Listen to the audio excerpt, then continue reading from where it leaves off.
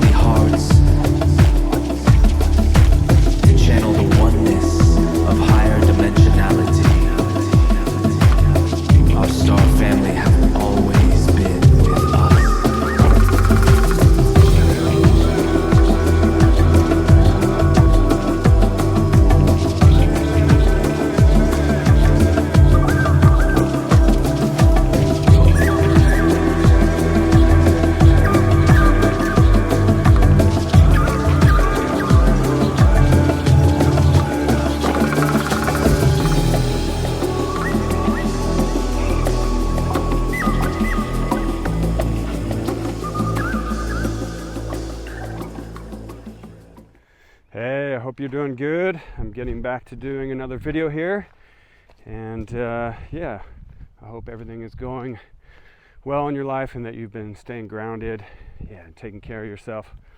And yeah, lots going on like always. And actually, yeah, I got a new camera here, and I'm hoping that it has better audio quality and that it's just a much smoother watching process and everything. Already I can tell that it's, for me at least, smoother recording this. So yeah, I hope that comes across on the videos. Let's see. All right, where to begin today? Well, I think what I'll do is I'll start with, I posted this on actually my Facebook, so some people will know what I'm referring to, and that is the thing that just came up with PayPal. And I have to say that to me, this is such a beautiful example of how we can actually affect things that are going on in the world, because a lot of people still believe that we don't really have that much influence on what's going on in the world. And to me, this thing that just happened with PayPal is actually an example that we absolutely do have the possibility and enough power to affect these things. And for those of you that don't know what happened, so yeah, PayPal recently released a statement that they were going to fine their users $2,500 for posting about misinformation. And of course, who was going to monitor whether or not something was misinformation? It was them. So totally centralized opinion on what is misinformation.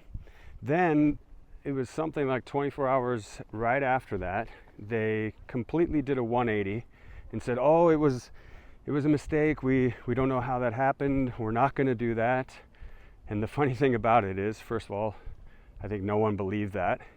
And the reason they did that was when they made that initial statement, a lot of people canceled their accounts in droves. So much so that they had to pivot and release this statement, said, oh no, it was a mistake, because they saw that so many people were leaving their company. And this is beautiful. This to me is direct action that we can take to unplug from this matrix step by step and make it so these people have to change their behavior.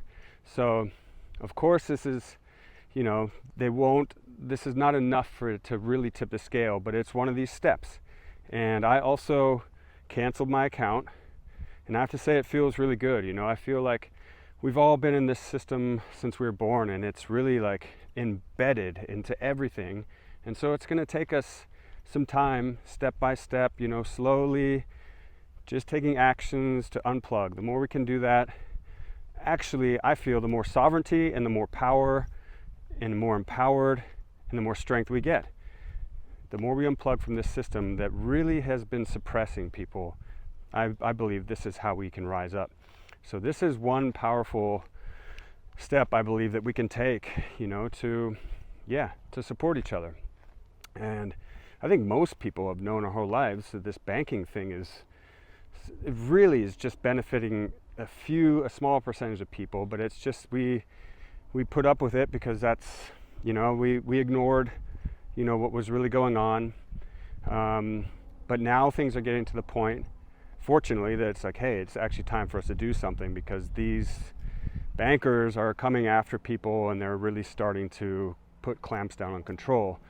And I think it's worthwhile for those, if you're interested in learning about the banking system, it's really, to say it's corrupt is not even coming close. If you can read a book called, I believe it's called The Creature of Jekyll Island, and it goes into the history of the Federal Reserve, how it was created, and it's very fascinating. I would recommend that if you're interested. I was never interested in this topic before the last couple of years, but once I saw what was going on and I knew that actually the financial system was basically the tip of the spear of this control system, I really wanted to learn about it. So there's this banking system that's important for us to address. And with this PayPal thing, when I posted about it on Facebook, there were people that were saying, well, what's the alternative? What are you using? And the thing is, there are other websites that are not doing that same thing PayPal did. But in my opinion, in my view, it's like a Band-Aid, and it's also still part of this banking system. So I don't see that as like a sustainable solution to be using another one of these companies that's linked directly to banks. With that being said, I know a friend of mine in San Francisco, she sent me actually a link of about 10 or so different companies that are seemingly fighting for censorship-free business and things like that. So it really sounds quite nice, actually. So maybe I might post a link of that, these different websites that are at least trying to support freedom and censorship-free and all that. And actually, the thing that really piqued my interest in the link that I got was about cryptocurrency. There was 2 in there about cryptocurrency. And first of all, let me just say, so it's clear, like, I'm very much aware. I've been researching this space, and I'm very much aware of all the narratives in it. There's the narrative that Bitcoin came to, after the 2008 crash, to free us from these banking failures, and it was like to empower the people. Satoshi Nakamoto, whether it is one person or a group of people, made Bitcoin to free the people. Okay, that's one narrative, right? That it's like this decentralized money, only has 21 million that'll ever be, and it can't be stopped by government. All of this, like, very empowering and decentralized money. Obviously, banking is very centralized, so it's a beautiful, beautiful idea. And then there's people that believe that actually Bitcoin was created by something like one of the 3-letter acronyms, CIA or something, to actually further track people and push more of this, make it easy to push the CBDC agenda that actually I'm sure some of you are starting to see, that's what they're going to be doing as a central bank digital currency. It's a crypto that's centralized by these governments. So, there's these different philosophies in the crypto space. Some people think it's there to empower. Some people think it's there to further enslave humanity into this digital central banking system.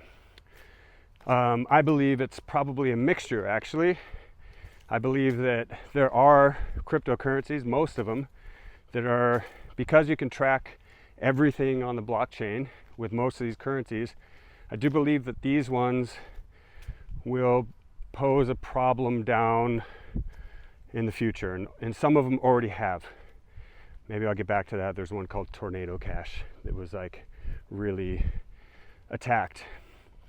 Then though, there is something called Monero. This is a privacy cryptocurrency that cannot be tracked, cannot be traced, cannot be censored. So the governments obviously hate Monero.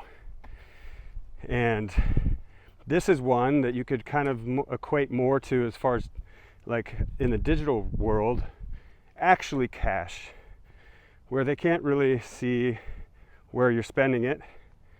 Obviously now they have each dollar tracked, but you get the idea. It's like actually something that they can't see where it's going. Bitcoin, they can see every wallet it's put to, and it can be traced back to the owner if the owner bought Bitcoin on a centralized exchange. So anyway, this is quite a deep dive cryptocurrency, but I do believe actually something like Monero. There's Monero, there's Darrow. Darrow's like, for those that know crypto, it's like Ethereum, but it's a private smart contracts platform. So Ethereum is just like, everything's transparent, and Darrow's everything's private. And then you have Pirate Chain, which sounds like a meme coin, but it's a very advanced privacy technology. So you've got Monero, which is like the king of privacy. You have Darrow, which is this new smart contracts platform, and you have Pirate Chain, which is a very, very advanced privacy technology that's like a smaller cap. So I do actually, I was watching a podcast the other day of someone that has been living his life completely out of the system for years, actually. So evidently he doesn't use exchange currency unless like in emergencies. So he's not completely out, but he's done just about everything that he can. He said he's been getting paid in Bitcoin and Monero since around 2013, 2014. And I believe that, doing something like this, like going back to this PayPal thing, if we're just switching over to banks still, then I don't know if that's really doing what we want it to ultimately. So what I'm in the process right now is, obviously I still have my bank accounts, but what I would like to do more of is exchange more Monero, this privacy cryptocurrency, and looking at ways to organize my life around getting paid in Monero with my work and exchanging in it. There is a crypto wallet called Cake Wallet, and they've in the United States have like a program, like it's something like 1,000 vendors in America where you can use this Cake Wallet and pay for like different things, like I think at the Home Depot with Monero, like literally like it's like a credit card, but you're using Monero. So it is starting to be more possible. And I do feel like, I know there's a lot of people that shut down, and I've been like this also when you talk about this currency topic. But when we think about the tip of the spear of this thing, of this control that's going on, is around money, and now we have technologies that are presenting themselves that are decentralized, I think it's at least worth it, like, to check into, like, okay, maybe I could look into these things. How could I organize my life into using cryptocurrency and less of the fiat, euros and dollars, yen, all of that?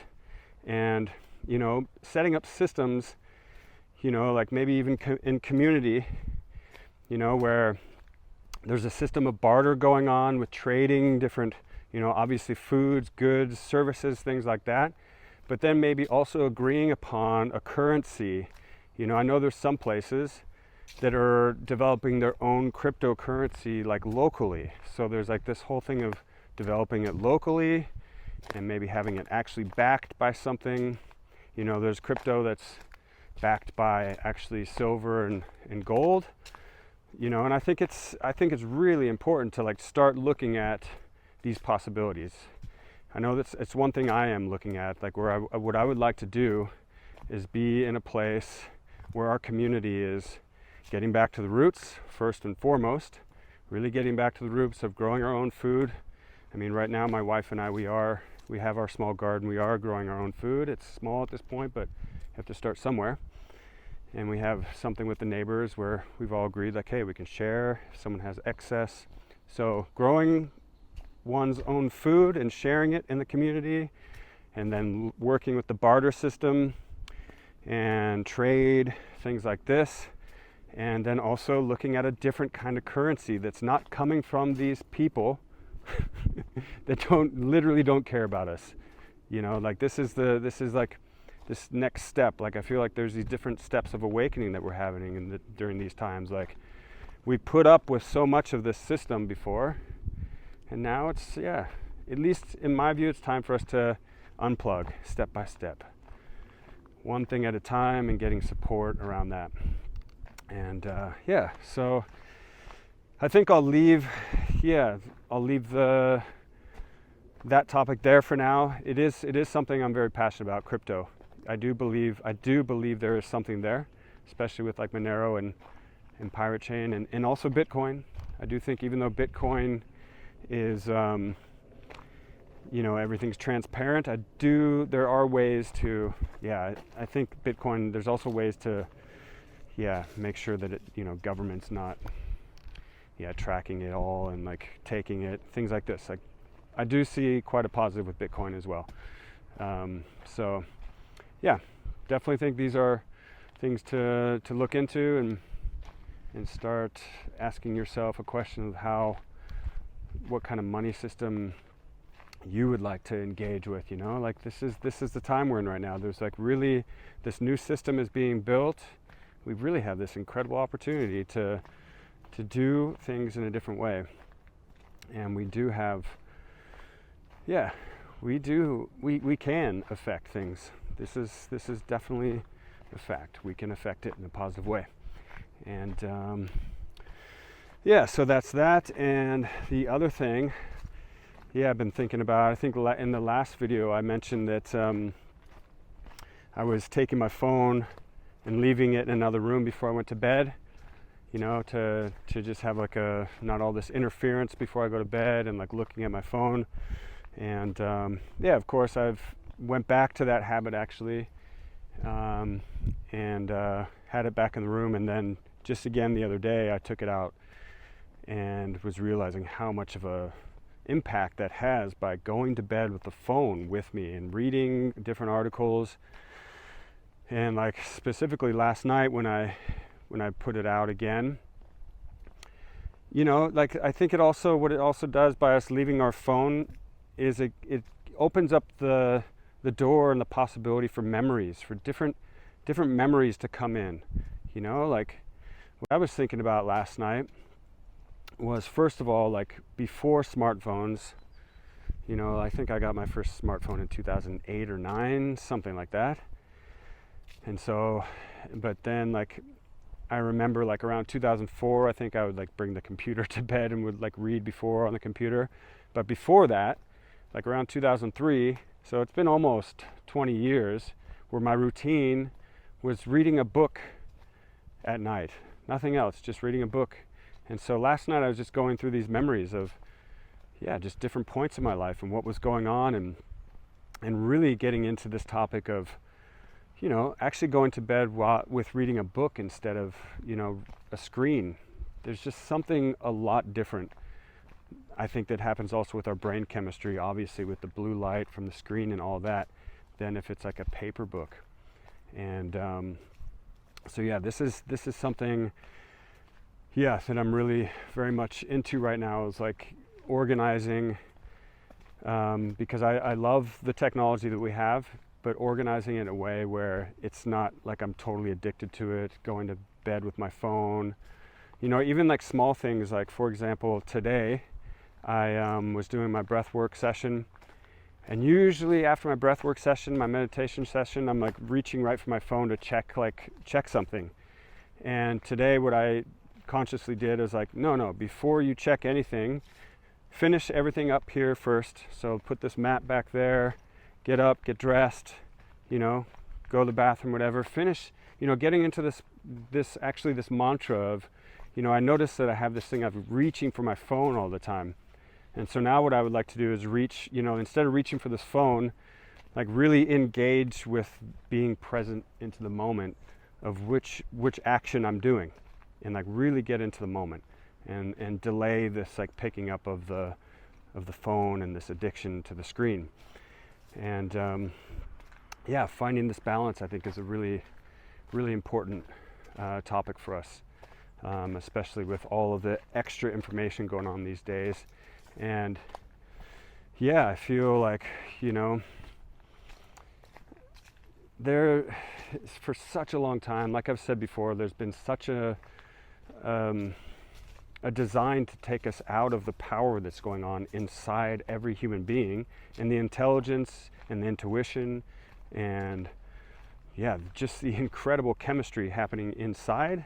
There's this thing that's trying to pull technology, distract everything out of the self, out of within, and go to the outside. And I really think this is also a key of our empowerment, is really taking this back and going within, doing meditation. And I think the more that we unplug from these devices as much as we can, and like news sources, the more clear information can come through. We can clear the clutter of all this information, of all these different agendas that have nothing to do with us. So that's another thing that I've been looking at. And and something else, some of you know I'm actually a published writer, and I had stopped doing it for years, actually, to focus everything on music.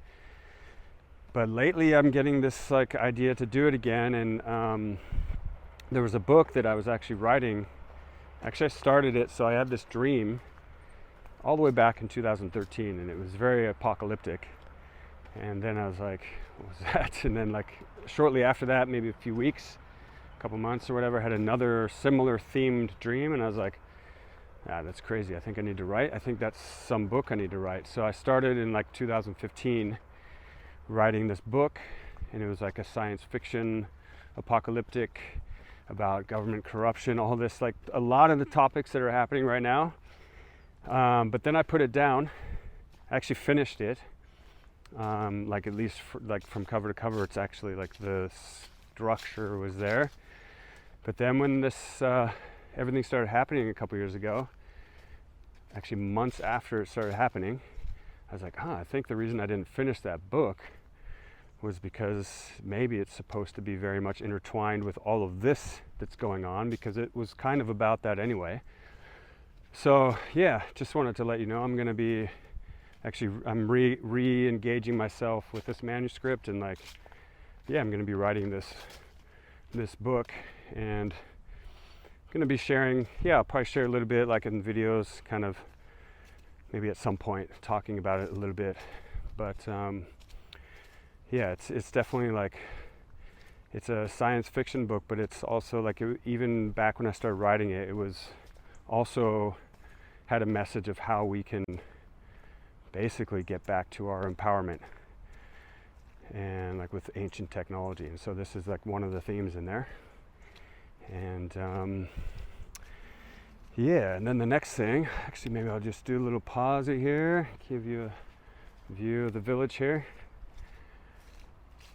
And I don't know if you can see it, and also some of you know that my wife and I, we just got married like 2 weeks ago. There's like I don't know if you can see it, but there's like this hill back there, and there's like this white little, looks like a church, but it's actually like a winery building, and that's where we did our ceremony. It was just, literally just our family, our boys, my parents, my brother, and a couple of her friends, and just very, very small, and really, really feels good to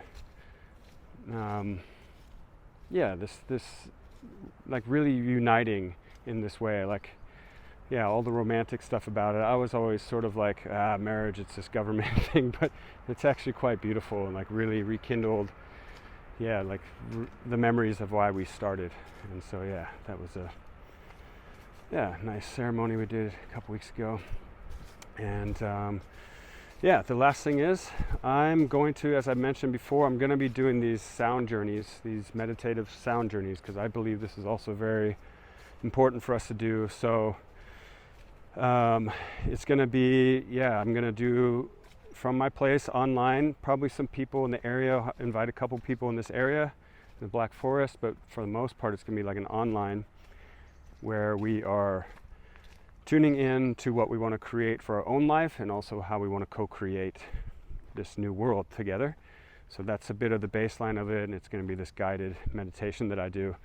And I'm hoping to do it at the end of next month, but let's see. Like, it might need to wait until like the second week of December, but I'm definitely, it's like very, very soon I'll be figuring out how to do all this live stream and all that.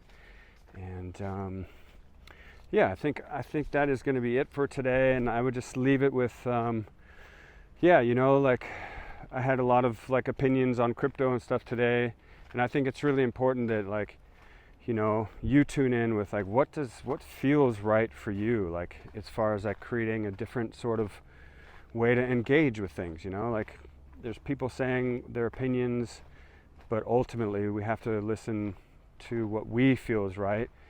And like ask ourselves the questions, what do I need to do? What would I actually like to do? Because we really are at a point where something new can be created, and there might be something that no one is really talking about that's there that we could be doing. So take what I say with a grain of salt, and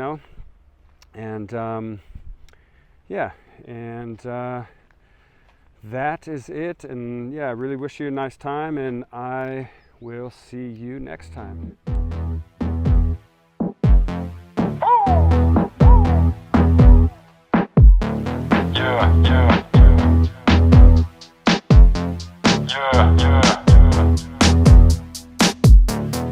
Pay me in Monero on the low with my dinero, cause they coming for the people.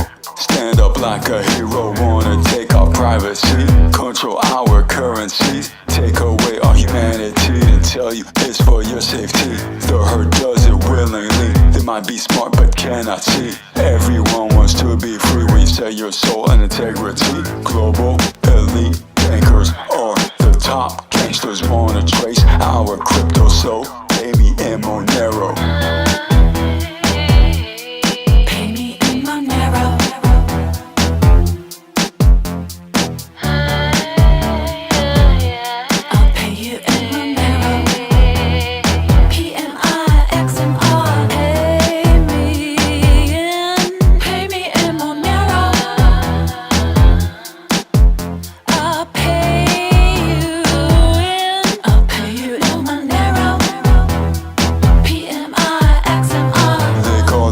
Misinformation, mind control of the population, wanna track your every move. Get the fuck back, you do not rule over the lives of sovereign beings. Disengage from system and schemes. So many of us want a new earth to come together for a rebirth. We are free to simply be, live for our humanity. No more big tech tyranny, fact checkers are comedy. Freedom to think, freedom of speech. Think for yourself, take off the leash. Freedom to think, freedom of speech. Think for yourself and take off the leash.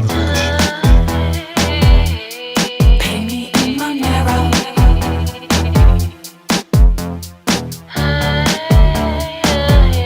I'll pay you in Monero. PMIXMR.